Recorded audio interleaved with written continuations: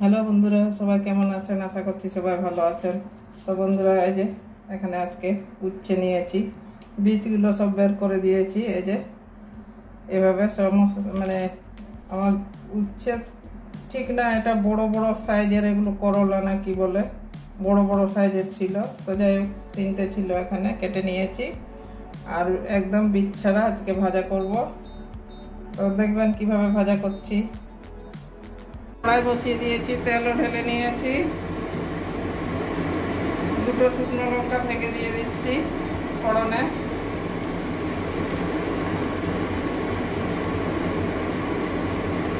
কয়েকটা কালো জিরেও দিয়ে দিচ্ছি,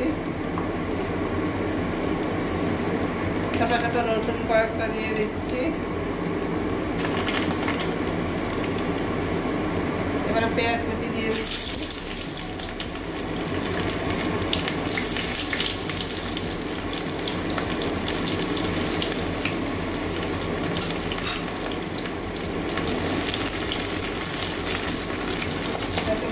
বেশি তেল নিয়ে ভাজছি।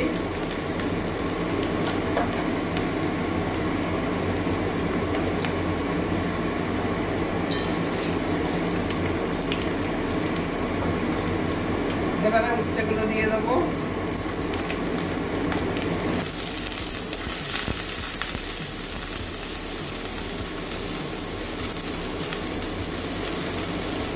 নুন দিয়ে দিচ্ছি পরিমাণ মতো,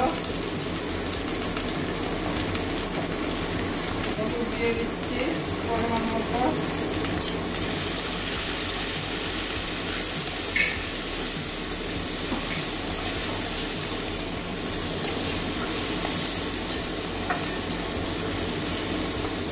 এবারে ঢাকা দিয়ে সিদ্ধ করিয়ে নেব। এবারে ঢাকা দিয়ে দিচ্ছি। হ্যালো বন্ধুরা, এবারে ঢাকনাটা খুলে নিচ্ছি। এই যে আমার উচ্ছেগুলো একদম হয়ে গেছে, বেশি তেলে ভেজেছি। আর এই যে একদম হয়ে গেছে। উচ্ছের যে একটা গন্ধ পাওয়া যায়, ওই গন্ধটা একদমই নেই। তো আর সিদ্ধ হয়ে গেছে। কালো জিরে, রসুন, পেঁয়াজ, শুকনো লঙ্কা, এগুলোর গন্ধই পাওয়া যাচ্ছে, উচ্ছের গন্ধ আর পাওয়া যাচ্ছে না। তো এইভাবে আপনারাও একদিন অবশ্যই ছাঁকা তেল ঠিক না, একটু তেলটা বেশি দিয়েছি। তো ঠিক আছে, আমি নামিয়ে নিই, আবার প্লেটের মধ্যে বেড়ে দেখাচ্ছি। নামিয়ে নিচ্ছি।